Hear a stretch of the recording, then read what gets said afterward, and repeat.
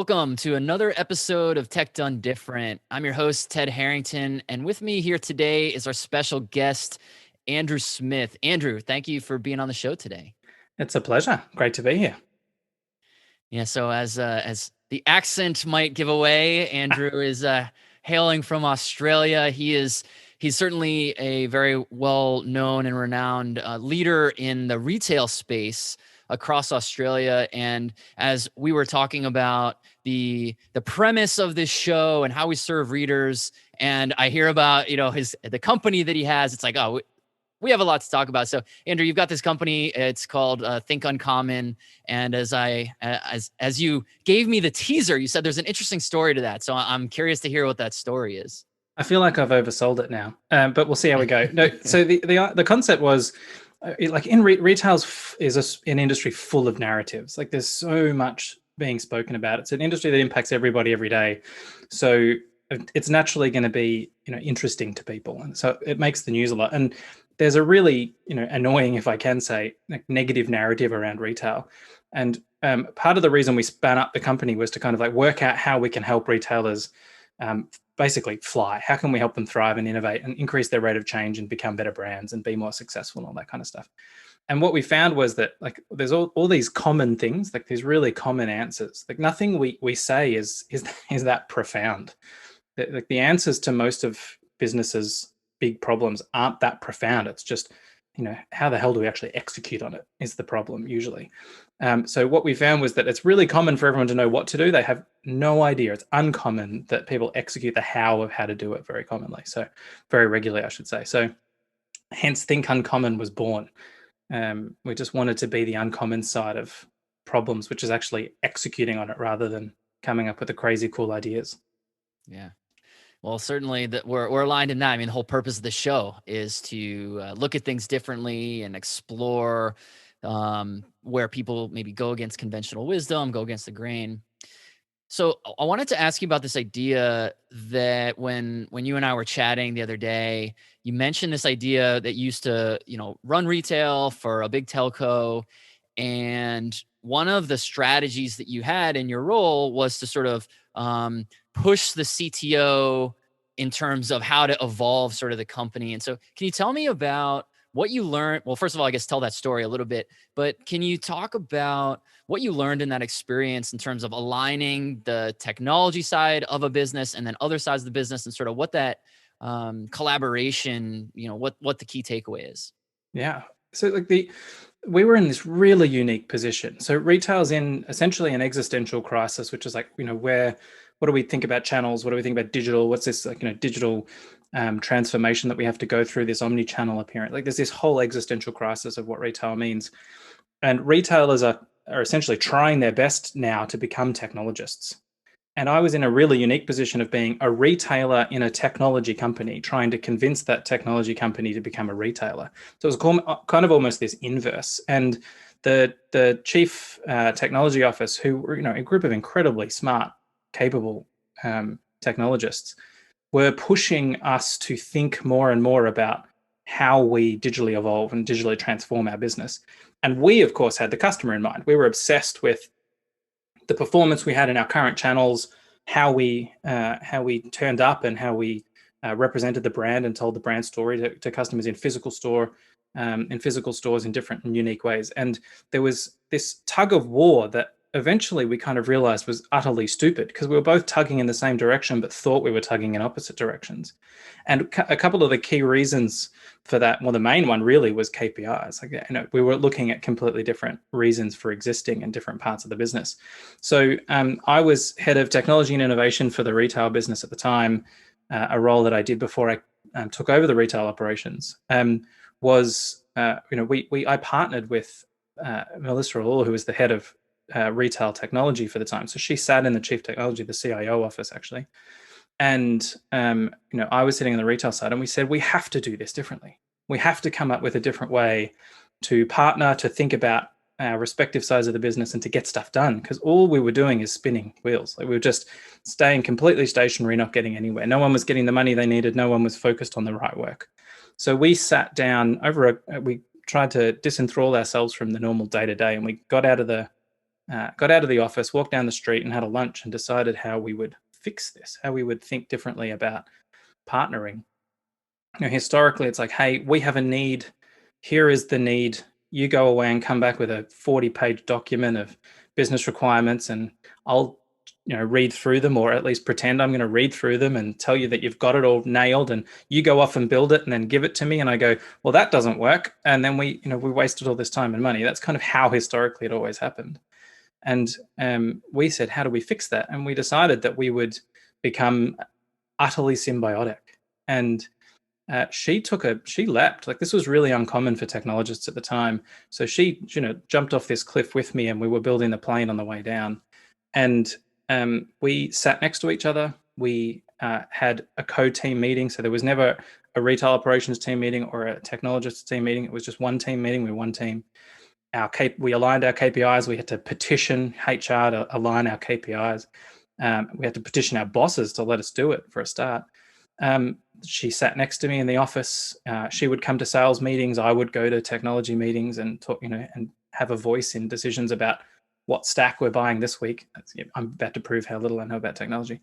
And we basically just became a symbiotic thing. And I went on leave, and my delegate for head of innovation and technology for a retail business was the technologist. And she went on leave, and the head of technology in the CTO's office was the retail guy.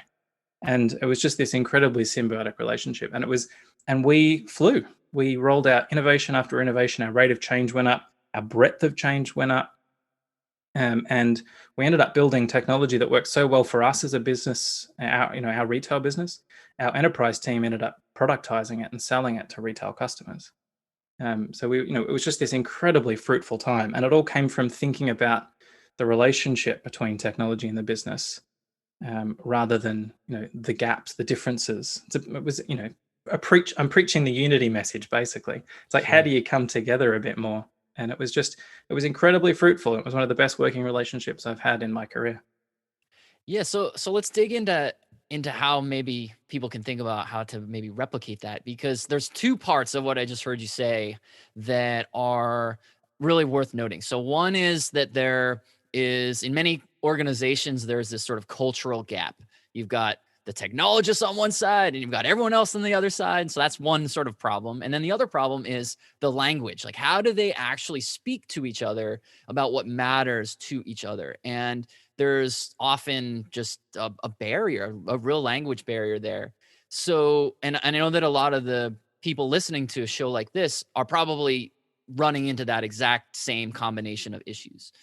What would your advice be to those sitting on the technology side, wanting to, cross the aisle, break down that language barrier? How do they do that? How do they reach out to someone on the operations side and successfully make that happen?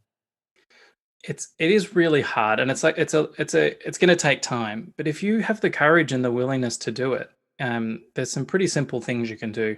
First up, come up with an aligned definition of what innovation means for you guys. Like, essentially, there's so many myths about what the term innovation means nowadays. It's we call it the rate and breadth of change. So it's in how is an organization able to change at what pace can it change, and how many different changes can it be running at once, rather than any one thing in quotation marks.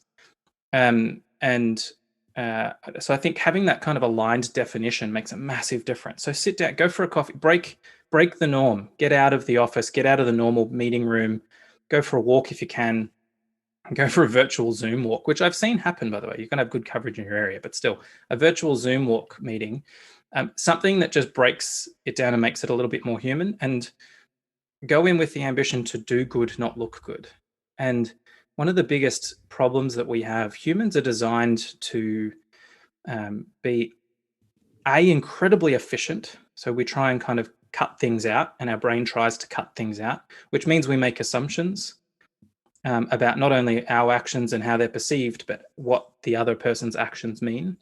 So be aware of that, and kind of try and overcome that efficiency a little bit, and start speaking in human language, and start looking for that common ground, that common goal of what you're trying to achieve, which, depending on your business, should be fairly obvious. Like, for us, it was able to go, we were able to say, who cares about our individual KPIs that are broken down by a business who's, kind of tried to create the myth of an organization.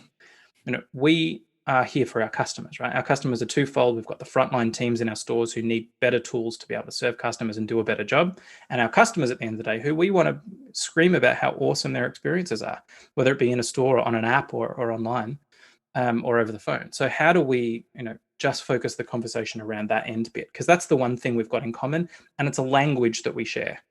Mhm. You can't put vernacular on that. So break it down, break the norms, get out of the normal working rhythms, but find that unifying language that can't be broken down by your own area of expertise. I love it.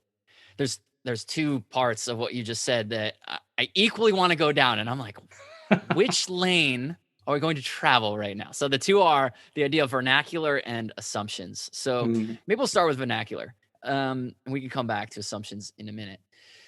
So you bring up a really good point, right? Vernacular and using jargon and things like that. And anyone who's heard some of the podcasts that I've been on myself as a guest, or I might have even mentioned this in previous episodes I've talked about, but there's such a jargon problem in corporations. And I was asked the other day this question that was like, how did they? I forget exactly how it was phrased, but it was something like, how do we deal with digital transformation in order to empower stakeholders to synthesize action? And I'm like, speak English. What are all those, like, what are you doing? Oh my, that's like such corporate rubbish, right? I remember I was inducting an incredible team member into my team at Telstra at once, and I said, "Here's the jargon buster. You'll need it. It's essentially an internal intranet search function that enables you to type in something you might hear in a meeting, and it'll explain what it is." And she just turned to me and said, "Why don't you just not use jargon?" Crap. Good point. Yeah, we should probably do that. Yeah. Vernacular is so important. Like, I think if you can let me rephrase that actually. You can break anything down, no matter how complicated it is, into simple human language. Everything can be broken down to simple human language. We choose not to, and we do it for a multitude of reasons. It depends on you, it depends on your personality type. And all of these personality types are okay because they all have reasons. We all have reasons to be the people we are. We either do it because we feel that's just what we've learned, and we don't have our brains aren't trained to think empathetically about the other person and their ability to understand the jargon, because I've learned it, I know it, so it just comes out. I don't have that filter. Again, that's okay. We've all met those people. There are other people who actually do it because they have an ego problem. They're a little worried about how they represent, and they want to sound smart because they think that's what matters in the corporate world. So I use jargon to try and make myself sound smart. Mhm. And then there are just people who have picked it up. It's the way we do things around here. So therefore, we speak in jargon. And there's either a combination of those three, or one of them that's prevalent. But none of them can't be overcome if you don't pay attention to it. You just think about how you break it down into simple language. And one of the things that I'm lucky enough that I'm a bit of a nerd, and I got really into understanding how the CTO office worked, how they thought about infrastructure and all the new things that were coming out. And I got into the detail because I wanted to. I'm just naturally curious about that stuff. But then I was able to then take that and use my skills that I learned on the shop floor, which is you have to take an incredibly complex thing like telco products and break it down to simple human language for great Auntie Gladys, who's trying to work out which mobile phone plan to be on or which phone to choose. So, I learned that skill on the shop floor, and I'm really lucky to have had it when I tried to translate what technology means for, our strategy. Everyone can do that. You just need to kind of be conscious of it, be aware of it, and try and change it. So for me, it's just like break it down to simple human language and, call yourselves out about it.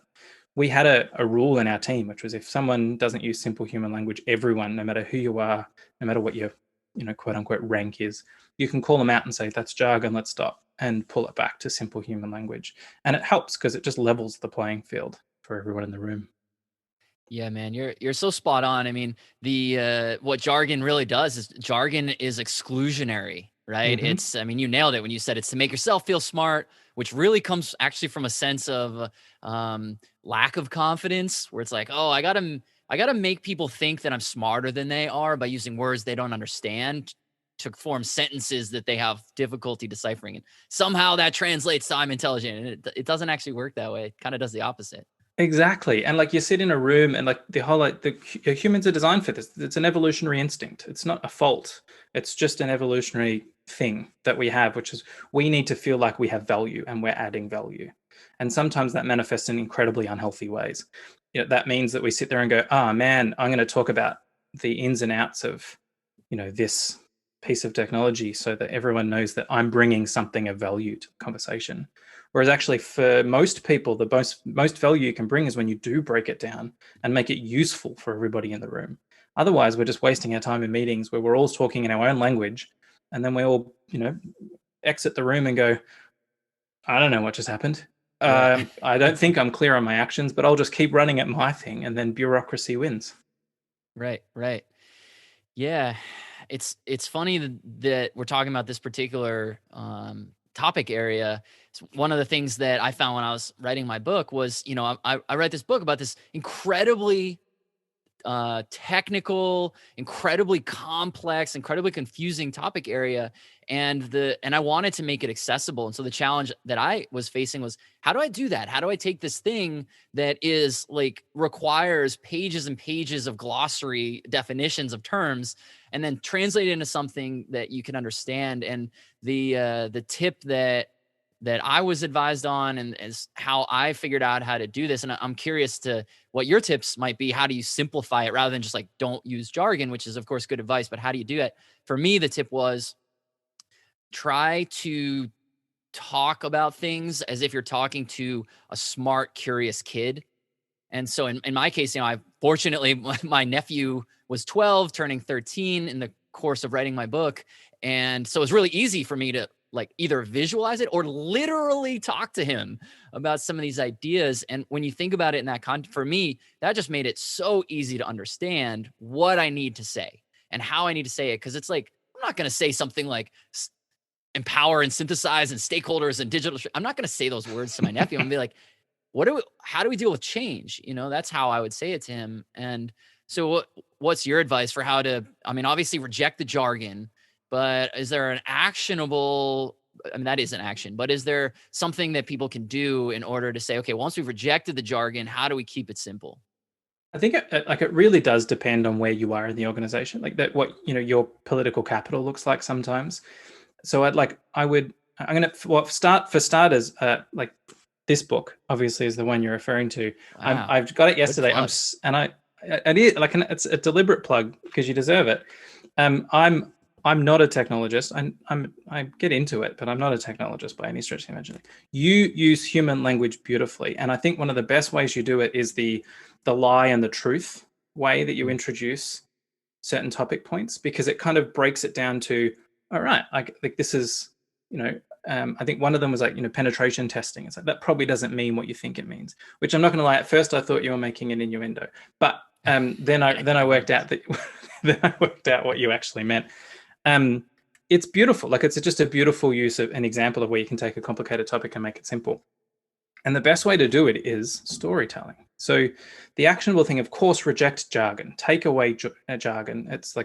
It's just pointless. It's poorly designed, and we should reject it as a society in all forms. The other actionable thing you can do, though, of course, is just think differently about the way you tell and present your information. And humans are designed to be storytellers. Our whole culture is built.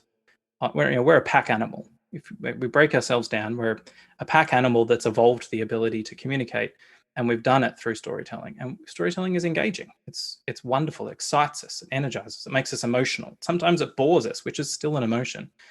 But what it does is it kind of equates everybody in the room. And if you can take what you're talking about, find the one thing that is unifying, which for most businesses is the end point. So, in retail, it's really, really simple because it's the customer. It's like, sure, I understand what you're talking about. Let's break it down again. How does that change the way the customer does something? And we all kind of get it then, and it can really level the room in a way that's healthy and promotes more helpful discussion. If you're a leader, humanize yourself, show humility, and you can make even bigger an influence. Because some of the more powerful moments in meetings, even on stage, if I'm presenting to the whole company, which is tens of thousands of people, if a technologist mentions something, I will say something like, "I'm a humble shopkeeper. Could you just break that down for someone like me?" And people don't disrespect me for saying that, but it does mean that the conversation's forced to go a different way, to equate it to everybody in the room, regardless of their background, regardless of what they know. And so you have different things, different levers you can pull depending on where you are in the organization. But at just number one piece of advice is just use stories. Stories are just so powerful. Humanize them, break them down to the unifying point, which again for most businesses the end point. And you'll be surprised about how quickly an equated room of people without jargon can be more helpful and productive. And I love the way you, first of all, that advice is fantastic. I completely agree. The power of storytelling. Yeah, it's just we're hardwired. That's how knowledge and information was transferred from the days we were in caves to today. It's literally about survival is storytelling. And I like the way that you just described the idea of humanize yourself. It made me think of a friend of mine who's this very successful author, very successful speaker, and his whole thing is when he gets up on a stage, the first thing he wants to do is humanize himself. And so that he taught me that. And so now when I get on a stage, I try to figure out like how do I relate to this audience? How do I break down like here's this speaker coming to give a speech to more like, oh, here's Ted here to tell us some stuff. Like that's how I want people to think about me. So what have you seen that works for people to humanize? Like the example that this friend used was that when he would get introduced, he gets this like glowing, our best-selling author and, head of this and chief of that and award-winning this, he gets this whole thing and he'll turn and he'll say, I kind of wish like my mom was here to hear that. That's, and it relates because everyone's like, oh, I also wish my mom could hear me get accolades in public. Like, that's cool. And all of a sudden they're like, oh, okay, it's a human. What are some ways that you've seen people humanize, or maybe you yourself have done it that, I mean, the shopkeeper story, that's a good one, but what are some actionable ideas people could do? I have a saying that I use all the time, and I used in a we the company I worked for was a previously government-owned entity, so it had so much grit built up in it and bureaucracy, which it's like it's never it's a battle scar, right? It's something to be proud of. We've existed, we've thrived, we've done amazing things. It might stop us and slow us down now, and we need to think about getting rid of it, but it's never something to be ashamed of or treat so negatively like we used to. But for me, you don't have to be serious to be doing serious work. So like if you're up on a stage, something like that is always great. I've been known to walk onto the dancing to the song or whatever, just little simple things. um Starting with a story, starting with sharing something about your day. There's a thousand things. Again, if I take an example I learned on the shop floor, this is this is a sales technique, to be fair, but a simple comment about something about that person that is unique and interesting breaks down the conversation and the barrier immediately. It means that I'm a human talking to a human. I'm not the nasty, salesperson talking to the unsuspecting victim. If you immediately break down that barrier, you're having a human to human dialogue, which is what everyone craves. Everyone fears things that aren't just equal human dialogue. They hate either being talked down to, or they hate being, felt like they have to talk down to other people. So it's just unnatural to us, well, most of us. So yeah, have a bit of fun with it. Don't take everything seriously. I can walk into a meeting that is about risk management, where we're talking about a major incident that happened, and it doesn't mean that you can't break down the barriers and be more human in the moment. And it can be positive. It doesn't have to be a joke. It can just be, hey, this is weird, isn't it? Like we're meeting for this thing that I wish none of us had to meet for, and but we're here. So let's all take a big deep breath. Let's realize that what we're about to do is really important, and let's run at it. Let's run at this fire and see what we can come up with. Simple things that just break the barriers between the roles, the ranks, the fancy titles, the experience, the age, the genders, the race, the everything else that is sitting in the back of people's minds and keeping them worried. Try and overcome that worry immediately, because the conversation just becomes so much more rich. Yeah, one of the things I've observed you do in our conversations, and I really admire and respect this, is you can be very self-deprecating. I mean, you certainly told that story, like, I'm a humble shopkeeper, as you're like this super important person of a, tens of thousands of person company. So uh, there's so much power in being self-deprecating, and the opposite happens for people who like lead with their ego. But at the same time, isn't it, well, let me say it as a statement, and then let's break it down, and I'll ask you it as a question. But to me, I've often thought about that idea of how there's so much power in being self-deprecating, but in order to be self-deprecating, it almost means you have to have achieved a certain level of confidence, or maybe a level of rank, or a level of achievement, in order for you to feel like I can do that. And so I guess the question to you is, first of all, do you think that that is true, or am I misreading it? And then the second is, do you agree with my assessment of being self-deprecating as a way to sort of humanize and break down those barriers? I mean, it's a smart question, um, an observation. I think like there are different ways to think about the way humans are behaving. Like we project a lot. We're really good at projecting. And one of my favorite sayings, an old boss of mine taught me this, is we judge ourselves by our intent and others by their actions. So that we think about, we know that we've had this thing happen to us this morning, or we're tired, or we're actually awake, or this, we're feeling in a good mood, or we're feeling in a bad mood. I really tried to make this work even though it didn't work. We give ourselves all this leeway for our intent and what's going on internally, and then we look at others and we judge them by their actions. So it's like, are they present? How are they responding to this meeting? Are they blah blah blah? And and it's just incredibly dangerous. We need to assume more positive intent. And if you go into a room and self-deprecate and then make a joke about it, and then no one in that room knows you, that it's unlikely that they're probably just going to go, "Oh my gosh, who's this guy?" They're probably going to sit there and go, "Oh, thank God, I was nervous about this meeting," or "Oh, this is good. I like the fact that this person's doing this." Or they might sit there and go, "Oh, who is this guy?" And you'll just have to think about, well, you're going to win them over in the next sentence when you start saying smart things. So it's like stop projecting the assessment of one action on everybody, because every human is different. If there's one thing you'll learn on a shop floor, is that every human is different. No matter what, you can throw the same situation at 100 different people and you get 100 different reactions. And we have to stop making these assumptions about what something means in someone else's head. And if you are worried about it, then be transparent about it. So there you go. All right, that was a bit of a self-deprecating joke because I wanted to break down the barriers, everybody. Anyway, consider them broken down. Okay, let's move on. My name's Andrew. I've blah blah blah. My role is this. Responsibility is this. Let's talk about what we're here to talk about. If you're worried about it, just be transparent about it. Radical transparency is a movement I'd love to kick off. Like, how do we just stop living behind this kind of facade of intent and just start being real in every conversation we're in?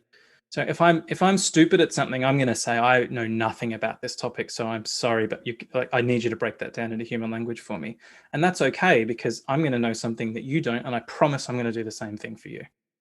And I'm not going to make you feel crap about it. And like I think, if we can just Anyway, I'm ranting a little bit now, Ted, because you're getting me onto these topics that I'm obsessed with. But it's like, how do you just make sure, get out of your head and start assuming more positive intent in other people's heads, and be radically transparent, and you'll be surprised about how many people jump on board with you. This idea of radical transparency, did you invent that? Or is that I, something that exists and I haven't heard of it before? Because I already love it. I mean, I'll claim it. I don't. It's one of those things where, like, I'll be like, "Oh yeah, I made up this thing," and then, like, my partner, who's really good at bringing me back down to the ground, she'll probably go, "That was in a TV show we watched last night, you idiot." So, yeah, who knows? But it doesn't matter who invented it. I don't want the credit. I just want people to do it. So let's just not give kudos to anyone's invention, and we'll just all claim it. Claim it as a society. Source. Opens. Yeah, there we go. Oh man, if I was better at this, I would have said it's open source at the start. That's a much better joke than mine. Someone is buying the domain as they listen to this episode right now. Radicaltransparency.io. So yeah, exactly. a lot of what we're talking about goes back to the fork in the road that I found myself at earlier. Should we talk about vernacular or assumptions?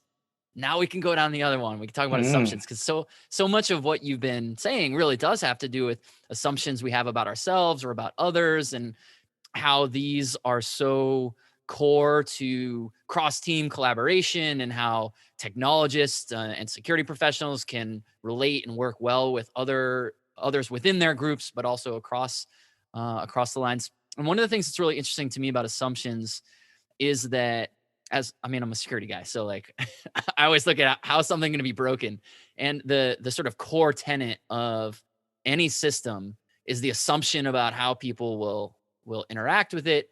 And when the assumptions are bad, like, oh, no one will ever do that. Well, when someone does do that, what happens? That's really what we're always kind of thinking about. So when you think about assumptions and the way people look at things and how they make assumptions, from your experience, I guess the question is, how are assumptions made? How do we identify the assumptions that we might not realize that we're making? And kind of what should we do about all that? I think, I mean, yeah, wow, this is a rabbit hole, and I'm going to love being in it. Let's go deep. Yeah, it's good. I like it. We're about to give a really live example of our different life journeys right now. Okay. So assumptions are everywhere. Like, we are humans, again, the psychology of humans. We're evolved to make assumptions because we're a machine of efficiency. So our brain is designed to be as efficient as humanly possible. So, part of that is assumptions and prejudice and all of those kinds of things that exist that we wish they wouldn't, but we're a machine. We can't will them away with a self-help book. There's so much more to it than that. The assumption that I used to always get annoyed with is the people who focused on the person who was going to do something wrong. So it's like you would build a rule for everybody based on the 1%'s actions. So it's like, yes, the 1% actions are going to exist. Are they bad? Like, are they really bad? Are they damaging to the brand? Are we really going to lose that much money if they do get away with this theft or this whatever? And if not, then why would we impact the great experience of 99% of people? So I don't know, we make assumptions sometimes for efficiency's sake when actually we shouldn't. And we just need to be careful of it. We are subjective monsters. So that means we have biases, we have things that we need to be conscious of and cognitively aware of, i.e. think of all the time, to ensure that we overcome any of those assumptions. And my experience in corporate life, both in a corporate and out of advising corporates and smaller businesses, is that people make subjective decisions all the time. Subjectivity has its place sometimes. Intuition is important, but objectivity is commonly missing. And people need to start thinking more and more and more about how they can ask better questions. Little simple techniques like why times 5, which I'm sure everyone's heard of, but the idea of why, be the 5-year-old, the annoying 5-year-old at the way back from the museum. Why is that? Why is that? But why is that? But why is that? And just you get into the depth of something, and you'll often overcome a whole bunch of those assumptions, and you'll get to a much smarter place, much more objective place. But we're terrible. Our processes are built around again, efficiency. Organizations are the invention of us wanting to be efficient. I have task to do, I will allocate said task to person does task. So it's about efficiency, but built within it all is the same thing. People making subjective decisions based on their area of the business, and they assume knowledge instead of being curious and going to ask questions. So the rule of thumb, to break it down, is be more curious by being aware of your biases. An exercise I love to recommend to people is go and have a coffee with yourself every week. Don't bring a device. You can bring a notepad if you need it, but don't bring a device. Just go and reflect on what's been going on in your universe. Let your brain run and ask questions about everything that pops up. All the big experiences are naturally going to be the ones that pop up. Did I handle it well? Was I objective? Was I curious enough? What was the impact of my decision or my behavior to other people? Just have that space, give yourself that space and your brain that space to process the information. I mean, you as a technologist should know how machines work much better than me. You have to process everything, otherwise you're going to end up with a clog. I don't know whether that's actually real in technology. You'll correct me in a minute, I'm sure. But well, let's run with it. And let's run with it anyway. The brain just needs to process stuff sometimes, so you got to give it the space to process. And giving yourself that space to constantly question how well you reacted and how curious you were constantly through the big events of your day means that you'll be better. You'll be a better human the next day. So it's a really good exercise to do it. But basically, you can overcome assumptions by being more curious, and you should try and come up with a way that helps you be more curious in the moment, which is really hard. I love this idea that you're framing of essentially curiosity as a leadership principle. It's beyond leadership for sure, what you're talking about. But this idea that, I think when a lot of people think about leadership, they think about authority and decision making and confidence and punishment. And like, it's almost the opposite. It's almost like your job as a leader is to make sure that other people can be happy and fulfilled and successful and achieve their mission, whatever that mission is. And it sounds like what you're saying is a way to do that is to be curious, to understand the people around you and understand what motivates them. 100%. Doesn't matter where you are in the organization.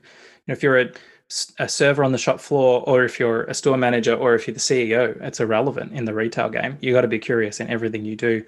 And that I want to rant a little bit now on that leadership statement, because you are so right. It's embarrassing to watch sometimes how people misconceive what leadership is. We've built leaders up. Organizations and corporate organizations are kind of based on the military structure. That's how it evolved. And one of the kind of hangers on of that is that we think leaders have all the answers, make the decisions, and lead us forward. Leaders are just an equal in the team. Their job and expertise just happens to be leadership, or at least it should be. All too often, we just promote the smartest person. The best people in technology leadership roles that I've met aren't technologists. They're just really great leaders. They have a good enough expertise and knowledge to know what they're doing, have probably grown up in it, hopefully. But if they haven't, it's like their main job in that team is to bring leadership, not technology knowledge. They should surround themselves with smart people who bring all of that other knowledge. So leadership is just so misconceived nowadays about how many stories have we all heard or been a part of where you kind of bring a PowerPoint pack to your boss and you get it back with red pen all over it. It's like that's the boss basically trying to be the boss, trying to fulfill this weird societal norm about what bosses are meant to do, which is I know all the right ways to use headings and what words to put in them and what diagrams should be used. I did it. I absolutely did. If any of my team are listening, they're like, you did that. I'm like, yeah, absolutely I did.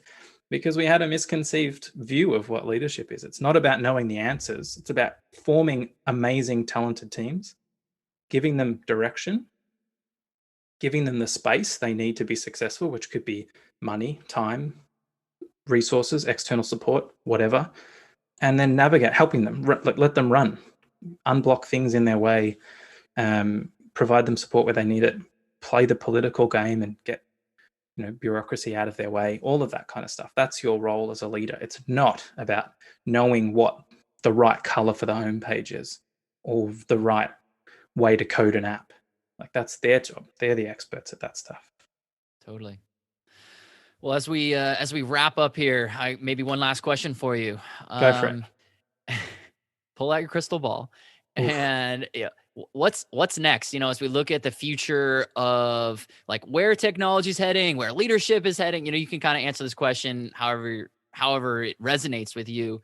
But for people listening to this show or trying to understand sort of the future of what is coming next, what do you think is the future for leadership or technology or the intersection of the two?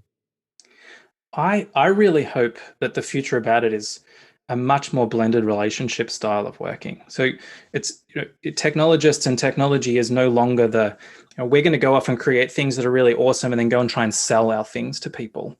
It's actually we work together to identify the most important needs, the most important problems to solve, or the most important opportunities to chase, and then we solve them in the best way possible, which is increasingly obviously reliant on technology and technologists and smart people who can do the things that either they themselves have imagined or another person in the business has imagined. I think we need to, I would love to see the future, and I think it is. I think it's evolving this way. But for rather than it be this technology is technology officer's problem and business is the business officer's problem and marketing's the marketing officer's problem, etc. There is this much more relational style of working, of how we come together to solve problems and chase opportunities. And I think the best way to do it is just to roll up your sleeves and get into the other parts of the business. As a person in retail, I would go into the ranges and go and see how cell towers work, and go to exchanges and see how fixed line phone calls are ran. Like, I didn't need that knowledge for my business, but it was important. It gave me context for what I was doing, for my role within the organization. So I'd love to see organizations evolve that way. From a technology point of view, the biggest thing that I see from my customer experience lens, and like how consumer trend and humans are evolving, and the way they're shifting the way they interact with stuff. My phone and my device has become such an extension of me that it's no different to interacting with me as a human now.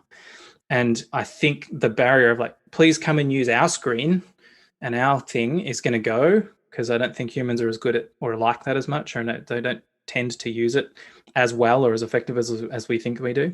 And our way of coming up with different ways that those extensions, those technological extensions of us as humans, are going to become the medium by which brands engage. So it's, throw in all the technology stuff now, augmented reality, artificial intelligence, machine learning, all of that stuff that, humble shopkeepers like me won't understand. You will. But I will be able to say, hey, I want to be able to engage with my customer like this. Help me understand what's out there that can do it. So it's actually, we start with that need, that real human value need first. Then we solve it with cool gadgets. I love it, man. I have a notepad filled with nuggets of wisdom that you just dropped on this that I am going to share with people. So, Great. Andrew Smith, you are the man. Thank you so much for sharing your time and your wisdom and your expertise. I think you're really going to help people think and do differently. So thank you so much for being on the show. No worries. It's a pleasure. Thanks for having me. Of course. All right. And with that, we'll say farewell.